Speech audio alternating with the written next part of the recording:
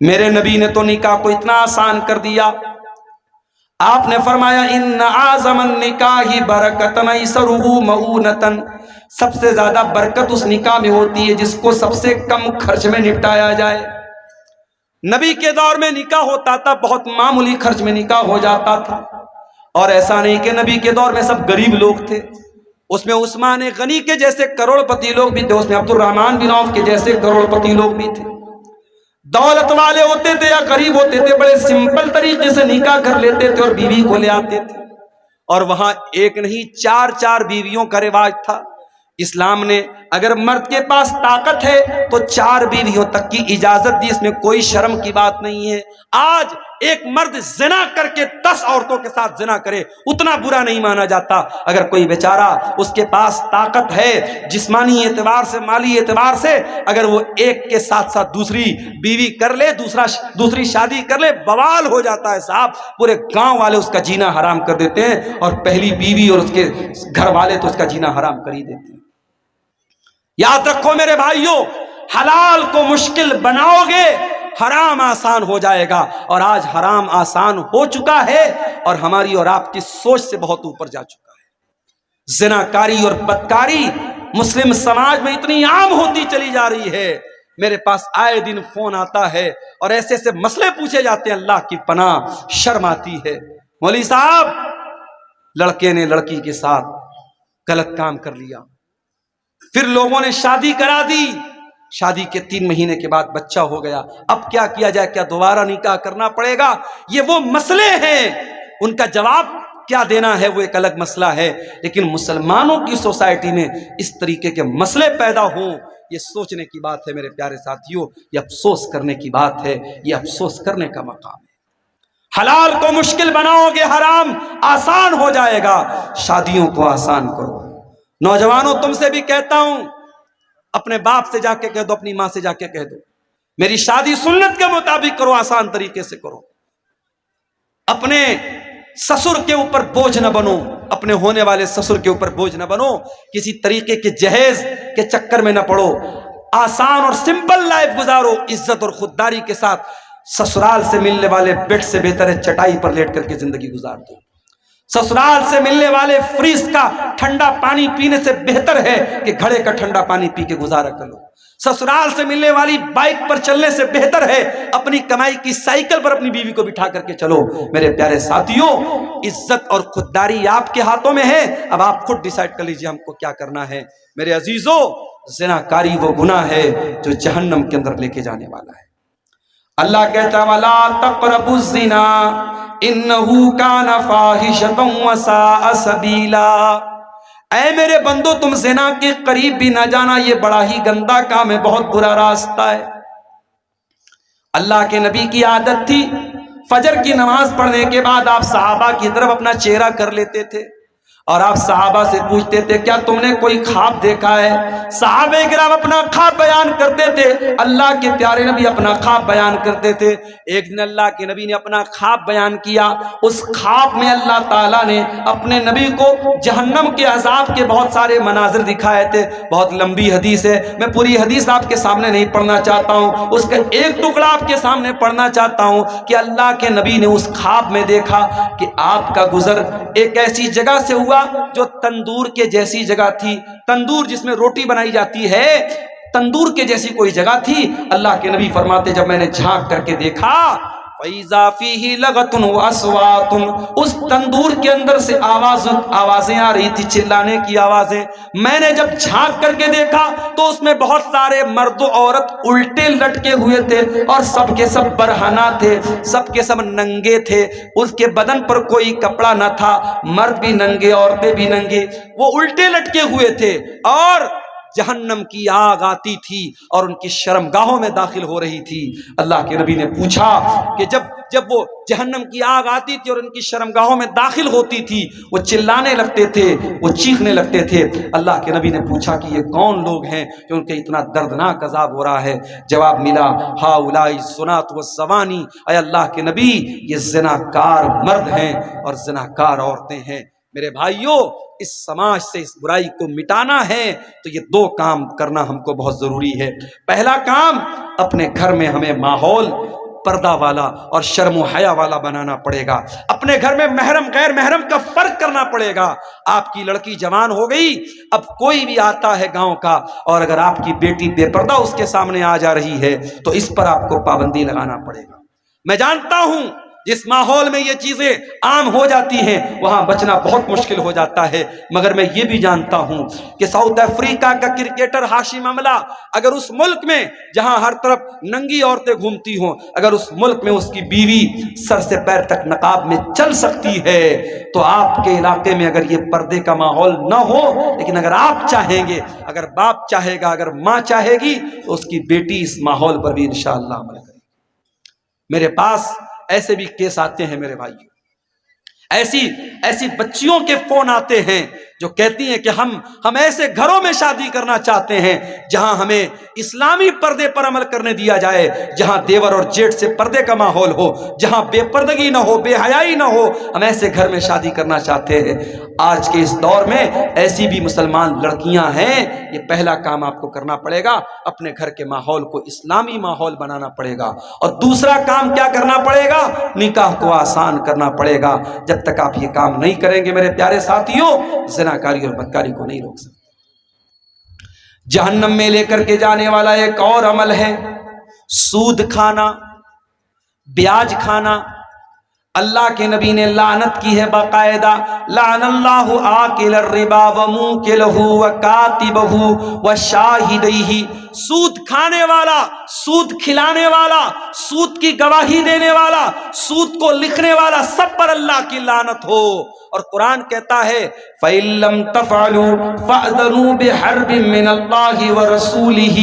اگر سود کھانے والا اگر سود کھانے سے باز نہیں آتا ہے, اگر بیاج کھانے والا اگر بیاج کھانے سے باز نہیں آتا ہے, تو قرآن کہتا ہے اللہ سے اور اس کے رسول سے جنگ کرنے کے لیے تیار ہو جاؤ.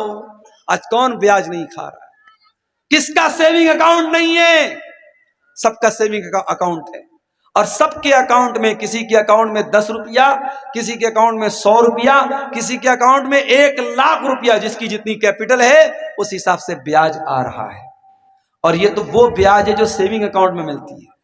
کتنے مسلمان تو باقاعدہ ایف ڈی کراتے ہیں, بینک میں 1 لاکھ روپیہ جمع کر دیا, 1 لاکھ پر 1,06,000 روپیہ ہر سال بیاج بینک دے رہا ہے. کتنے بڑے بڑے پیسے والے مسلمان اسی بیاج کے ذریعے پیسہ کما رہے ہیں. معاف کرنا میرے بھائی, اتنا بڑا گناہ ہے یہ بیاج. اللہ کے نبی نے فرمایا کہ اپنی سگی ماں کے ساتھ زنا کرنے سے بھی بڑا گناہ ہے. آپ نے فرمایا کہ زنا کے سود کے 70 سے زیادہ درجے ہیں, اس میں سب سے ہلکا درجہ یہ ہے این کی ہر رجل امہ, کہ اپنی ماں کے ساتھ انسان زنا کرے. میرے پیارے ساتھیوں, سود اور بیاج سے اپنے آپ کو بچاؤ. اپنے بھائیوں سے کہنا چاہتا ہوں ایسی کمپنیوں میں پیسہ نہ لگاؤ, ایسے بزنس میں پیسہ نہ لگاؤ جو فراڈ ہے, جو جوا ہے, جو سود ہے. بہت ساری کمپنیاں آج کل چلی ہیں, کوئی کرپٹو کرنسی کے نام سے, کوئی فلاں میٹا اوزون کے نام سے, کوئی فلاں کمپنی کے نام سے, کوئی ڈریم 11 کے نام سے. یہ نوجوانوں آپ کے پیسے کو برباد کرنے کے لیے اور آپ کو جوئے اور سود کی لعنت میں گرفتار کرنے کے لیے ساری کمپنیاں ہیں. اور غیر مسلم کی بات نہیں, مسلمان بھی کرتا ہے. ابھی اتر پردیش کے میرٹھ شہر میں ایک شادی ہوئی, وہاں دلہے کو شادی کے موقع پر 2.5 کروڑ روپے ملے ہیں, اور نکاح پڑھانے والے مولوی صاحب کو 11 لاکھ روپے ملے ہیں. اور ایک رسم ہوتی ہے گھڑی پہنائی, دلہے کو سالی لوگ گھڑی پہناتی ہیں, اس گھڑی کی پہنائی کی جو ہے وہ جو پیسہ اس کا دیا گیا 11 لاکھ روپے اس کا دیا گیا. ہمارے یہاں مدرسے میں ایک دن چرچا چل رہی تھی کہ مدرسے میں پڑھانا چھوڑ کے چل کے ہم لوگ میرٹھ میں نکاح پڑھائیں, ایک نکاح کا 11 لاکھ روپیہ ملا. تو یہ مسلمان یہ حالات ہیں اس قوم کے. جس قوم کے بچے بھوکے مر رہے ہیں, جس قوم کی عورتیں بیوہ عورتیں کھانے کو ترس رہی ہیں, جس قوم کی یتیم بچیاں بدکاری کا راستہ اپنا رہی ہیں, اس قوم کے نوجوان شادی بیاہ پر اتنی فضول خرچی کر رہے ہیں. اتر پردیش کے سدھارتھ نگر میں ایک شادی ہوئی, مسلمان کی شادی ہے, اور نوٹوں کی بارش کر رہا ہے دلہا. 20 لاکھ روپے اس نے پانی کی طرح بارات پہ بہا دیے. یہ سارے کرتوت ہم کرتے ہیں, اس کے بعد ہم کہتے ہیں کہ ہمارے ساتھ فلاں جگہ یہ کیوں ہو رہا ہے، ہمارے ساتھ فلاں جگہ یہ کیوں ہو رہا ہے، ہماری مسجدوں پر کیوں نشانہ سادھا جا رہا ہے، ہمارے مدرسوں پر کیوں نشانہ سادھا جا رہا ہے۔ میرے پیارے ساتھیوں، ہمیں اپنا محاسبہ کرنے کی ضرورت ہے، اپنے گریبانوں میں جھانکنے کی ضرورت ہے۔ ایک بات اور بول دوں، لڑکی جوان ہو گئی، اب چاہے ٹیچر سامنے ہو، چاہے چاچا ہو، چاہے کوئی بھی، چاچا کا نام تو میں نے ایسے لے لیا، ٹیچر ہو یا کوئی بھی ایسا رشتہ دار ہو جو غیر محرم، اگر غیر محرم ہے تو جوان لڑکی کو اس سے پردہ کرنا ہے۔ وہاں یہ نہیں چلے گا کہ صاحب میرے گاؤں کے ہیں۔ میں نے ایک مرتبہ تقریر میں بول دیا تھا، بڑا اس پر بوال بھی ہوا، ایک لڑکی کے بارے میں جو بہت مشہور ہوئی تھی پورے انڈیا میں۔ وہ نقاب میں ایک اسکول کالج میں جا رہی تھی اور اس کے اوپر جب فرقہ پرستوں نے حملہ کرنے کی کوشش کی، اس نے نعرے تکبیر لگایا تھا، پوری دنیا میں اس لڑکی کا بڑا نام وائرل ہوا تھا۔ لیکن بعد میں ایک اور ویڈیو آیا جس میں میں نے دیکھا کہ ایک اجنبی آدمی، ایک کوئی بھی اجنبی آدمی اس کے گھر جاتا ہے اس کو شاباشی دینے کے لیے اور اس جوان لڑکی کے کندھے پر ہاتھ رکھتا ہے۔ تو ظاہر ہے کہ ہم اس لڑکی کے جذبے کی اپنی جگہ قدر کرتے ہیں، مگر جو چیز غلط ہے وہ غلط رہے گی۔ شریعت یہ کہتی ہے کہ اگر کوئی مرد بہت نیک ہے اور کوئی عورت بہت نیک ہے، لیکن اگر دونوں غیر محرم ہیں تو دونوں کو پرائیویسی اگر ملے گی، دونوں تنہائی میں ملیں گے، اکیلے میں ملیں گے، تو تیسرا شیطان، لا یخلون رجل بامرأۃ الا وثالثہما الشیطان، اگر کوئی مرد کسی عورت کے ساتھ اکیلے میں ہوگا تو تیسرا شیطان ہو، چاہے لڑکی عالمہ ہو، لڑکا عالم ہو، لڑکی بہت اپنے دور کی نیک ہو اور لڑکا اپنے دور کا بہت بڑا اللہ کا ولی ہو، اگر لڑکا اور لڑکی، مرد اور عورت اگر غیر محرم ہیں اور اکیلے میں مل رہے ہیں تو تیسرا شیطان ہوگا۔ میرے پیارے ساتھیوں، آپ سوچ نہیں سکتے ہماری شریعت نے کہاں کہاں سے سماج میں پنپنے والی برائیوں کو روکا ہے۔ یہ جو آج ہم رونا روتے ہیں نا، سماج بڑا دشت ہو رہا ہے، بڑا گندا ہو رہا ہے، یہ بے حیائی بڑی پھیل رہی ہے، یہ گندگی بڑی پھیل رہی ہے، کیوں پھیل رہی ہے؟ کبھی اس پر آپ نے غور کیا؟ آج اتنے بڑے بڑے جلسے اور پروگرام ہونے کے باوجود ہمارے علاقوں کی شادیوں میں آج بھی وہ تمام برائیاں ہو رہی ہیں جس سے علماء منع کرتے ہیں، تمام بے پردگی ہو رہی ہے شادی بیاہ میں جو اسلام کے اندر حرام ہے، تمام رسم و رواج پر عمل ہو رہا ہے جس کی کوئی حیثیت نہیں اسلام کے اندر۔ آپ نے شادی بھی، میں گاڑی لے کر کے آ رہا تھا، 4 ویلر لے کر کے بیرپور میں جب پہنچا، ہمارے ڈرائیور صاحب نے دیکھا کہ پورے دونوں طرف پھاٹک لگا ہوا ہے۔ میں نے ڈرائیور صاحب سے کہا کہ لگ رہا ہے مولانا طارق صاحب نے بہت دور تک گیٹ لگوایا، بڑا لمبا چوڑا انتظام ہے۔ آگے بڑھا تو پتہ لگا صاحب شادی ہو رہی ہے، کوئی شادی تھی اور ایسی شادی تھی، دور دور تک گیٹ لگا ہوا ہے اور گانا بج رہا ہے، ڈی جے بج رہا ہے۔ آج وہ کسی غیر مسلم کی شادی تھی۔ بتانا یہ چاہتا ہوں کہ آج ایک دن کی شادی کی خوشی کے نام پر لوگ لاکھوں روپے خرچ کرتے ہیں۔ جہنم میں لے کر کے جانے والے عمل کی بات کر رہا ہوں میرے عزیزوں، جہنم میں لے کر کے جانے والا ایک اور عمل ہے، اور وہ عمل ہے ظلم کرنا۔ اگر ظلم کرو گے، اتیاچار کرو گے تو یہ عمل بھی جہنم میں لے کر کے جانے والا ہے۔ اللہ کے نبی فرماتے ہیں، صحیح مسلم کی روایت ہے، صنفان من اہل النار لم ارہما، میری امت کے اندر 2 قسم کے لوگ ایسے ہیں جو جہنم میں جائیں گے لیکن میں نے ان کو ابھی نہیں دیکھا ہے۔ نمبر 1، قوم معہم سیاط کاذناب البقر یضربون بها الناس، ایسے لوگ آئیں گے جن کے ہاتھ میں گائے کی دم کی طرح کوڑے ہوں گے جن سے وہ لوگوں کو ماریں گے۔ علماء نے لکھا ہے کہ گائے کی دم کی طرح کوڑے سے مراد پاور ہے، طاقت ہے، اقتدار ہے، قوت ہے۔ آج اگر کسی کے پاس کوئی طاقت ہے اور اپنی طاقت کے ذریعے وہ دوسروں پر ظلم کر رہا ہے، میرے بھائیوں، اللہ کے نبی فرما رہے ہیں جن کے ہاتھ میں پاور ہے اور پاور کا غلط استعمال کریں گے وہ لوگ جہنم میں جائیں گے۔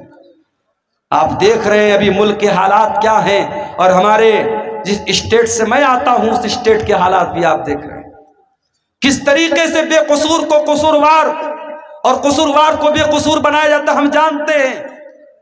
لیکن ہاں، 2-4 امیدوں کے دیے اب بھی ہیں روشن، ماضی کی حویلی ابھی ویران نہیں ہے۔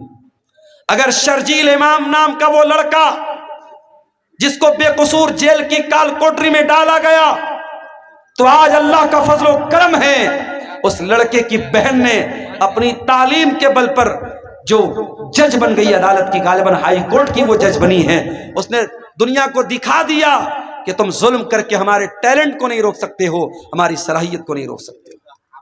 میرے پیارے ساتھیوں، ظالم یاد رکھے، ہر ظالم یہ بات یاد رکھے کہ اللہ تعالیٰ نے ہر فرعون کے لیے موسیٰ کا انتظام کر کے رکھا ہوا ہے۔ اس کے بعد اللہ کے نبی فرماتے ہیں جہنم میں جانے والی دوسری قسم ہوگی ان عورتوں کی، وَنِسَاءٌ کاسیاتٌ عاریاتٌ ممیلاتٌ مائلاتٌ، ایسی عورتیں جہنم میں جائیں گی جو کپڑا پہن کر کے بھی ننگی ہوں گی، غیر مردوں کو اپنی طرف مائل کریں گی اور خود بھی ان کی طرف مائل ہو جانے والی ہوں گی۔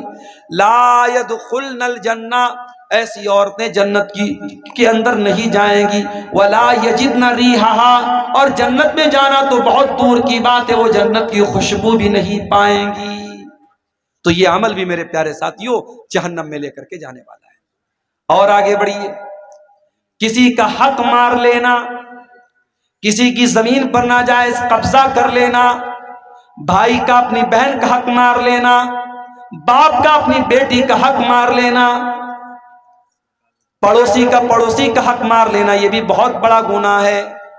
اللہ کے نبی فرماتے من نقض شبرا من الارض، جو کسی کی زمین پر ایک بالشت، ایک بتا اگر کسی کی زمین پر ناجائز قبضہ کر لے گا تو فیق من 7 ارضین یوم القیامہ، تو قیامت کے دن اس کو 7 زمینوں کا طوق اس کی گردن میں ڈالا جائے گا۔ یہ زمین، یہ جائیداد سب یہی رہ جائے گی۔ کسی کی زمین پر ناجائز قبضہ کر کے آپ اپنے بچوں کے لیے شاید فیوچر بنا دیں، مگر اپنا فیوچر آپ خراب کر لیں گے، اپنے آپ کو جہنم کا حقدار بنا لیں گے۔ آج کتنی زمینیں لوگ ہڑپتے ہیں، ہم دوسروں سے کیا شکوہ کریں؟ آج قبرستان کی زمین پر، عیدگاہ کی زمین پر اور مسجدوں کی زمینوں پر لوگوں نے ناجائز قبضہ کر کے رکھا ہے۔ اللہ کے نبی فرماتے ہیں اگر کسی کی زمین تو میرے عزیزوں جہنم میں لے کر کے جانے والا ایک عمل، انسان دوسرے کا حق مارتا ہے، یہ بھی ایک بہت بڑا عمل ہے۔ اور آگے بڑھیں، جہنم میں لے کر کے جانے والا ایک اور عمل ہے، اس کا تعلق ہمارے بدن کے ایک ایسے حصے سے ہے جو ہے تو بہت چھوٹی سی چیز مگر اتنی خطرناک ہے کہ بڑی بڑی جنگیں کرا دیتی ہیں، جس کو ہم زبان کہتے ہیں۔ زبان کا گناہ بھی انسان کو جہنم میں لے کر کے جاتا ہے۔ اللہ کے پیارے نبی نے صلی اللہ علیہ وسلم نے ایک مرتبہ حضرت معاذ ابن جبل سے فرمایا، ان کو بہت ساری باتیں آپ نے بتائیں، صدقہ کے بارے میں بتایا، نماز کے بارے میں بتایا، جہاد کے بارے میں بتایا، پھر آپ نے فرمایا کہ اے معاذ کیا میں ان تمام باتوں کا خلاصہ تم کو نہ بتا دوں؟ انہوں نے کہا کیوں نہیں، اے اللہ کے رسول ضرور بتا دیجئے۔ آپ نے اپنی زبان کی طرف اشارہ کر کے فرمایا املک علیک لسانک، اے معاذ اپنی زبان کو کنٹرول کر لو، یہ ساری چیزوں کا خلاصہ ہے۔ حضرت معاذ ابن جبل نے کہا اے اللہ کے رسول وَإِنَّا لَمُؤَاخَذُونَ بِمَا نَتَكَلَّمُ بِهِ، اے اللہ کے نبی کیا اپنی زبان سے جو ہم بولتے ہیں کیا اس پر بھی اللہ تعالی ہماری پکڑ کرے گا؟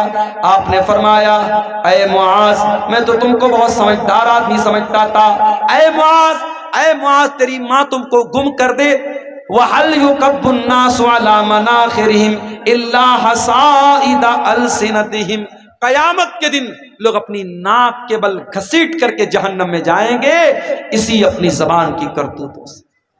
میرے عزیزوں جہنم میں لے کر کے جانے والی بہت بڑی چیز زبان سے کیے جانے والے گناہ ہیں۔ غیبت، چغلی، کسی کی عزت اتارنا، کسی کو ذلیل کرنا، یہ سارے کام اسی زبان سے کیے جاتے ہیں۔ خبردار اپنی زبان کو سنبھال کر کے رکھو میرے پیارے ساتھیوں۔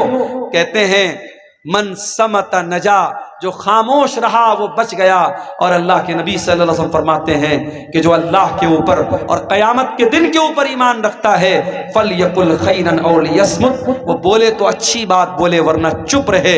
میری پیاری ماں اور بہنوں آپ سے بھی کہنا چاہوں گا اپنی زبان پر قابو رکھیے، زبان سے کیے جانے والے گناہ بھی عورتوں کو جہنم میں لے کر کے جائیں گے، مردوں کو تو لے کے جائیں گے ہی جائیں گے، عورتوں کے زیادہ جہنم میں جانے کی وجہ ان کی زبان ہو۔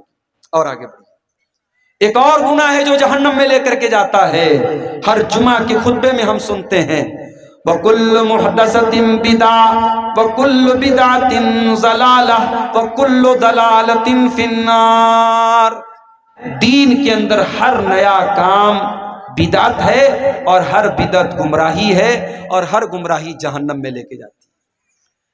میں کبھی کبھی اپنی تقریروں میں یہ بات کہتا ہوں کہ دیکھو بدعتی اپنی بدعت سے توبہ کرے اس کی پاسبلٹی بہت کم ہوتی ہے۔ چور توبہ کر سکتا ہے، زانی توبہ کر سکتا ہے، قاتل توبہ کر سکتا ہے۔ کیوں؟ قاتل کو پتا ہے میں غلط کام کر رہا ہوں، زانی کو پتا ہے میں گناہ کا کام کر رہا ہوں، چور کو پتا ہے میں چوری کر کے گناہ کا کام کر رہا ہوں، مگر بدعتی، بدعت کرنے والا اپنے آپ کو نیک سمجھ کر کے اور اپنی بدعت کو نیکی سمجھ کے کرتا ہے، اس لیے اس کا توبہ کرنا بہت مشکل ہوتا ہے۔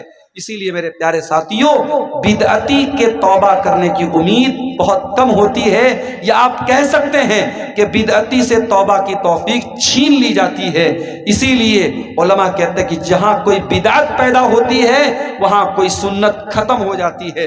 ہمارے یہاں بہت ساری مسجدوں میں فرض نماز کے بعد اجتماعی دعا ہوتی ہے، جیسے ہی سلام پھیرا امام صاحب نے ہاتھ اٹھا کے دعا کرنا شروع کیا اور سارے مقتدی بھی اجتماعی طور پہ دعا کرتے ہیں۔ ظاہر ہے کہ یہ عمل بدعت ہے۔